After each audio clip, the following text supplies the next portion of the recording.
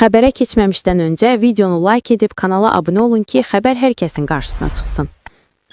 Vəfat etmiş insanların qızıl dişlərini sökməkdə təqsirləndirilən şəxs barəsində məhkəmə hökmü elan edilib.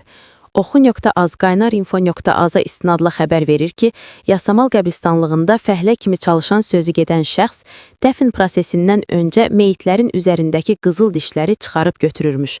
Sözü gedən qanunsuz əməli dəfələrlə təkrarlayan təqsirləndirilən şəxs Yasamal rayon məhkəməsində Azərbaycan Respublikası Cinayət Məcəlləsinin 177.2.2 və 245-ci maddələri üzrə mühakimə edilib.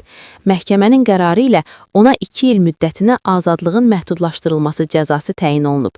Məhkəmə prosesində təqsirləndirilən şəxs irəli sürülən ittihamlar üzrə özünü təqsirli bildiyini etiraf edib və bu əməli maddi çətinliklər səbəbindən törətdiyini bildirib. Cinayət işi çərçivəsində 2 vətəndaş zərər çəkmiş qismində tanınıb. Hesablamalara görə onlara dəymiş ümumi maddi ziyan 1370 manat təşkil edib.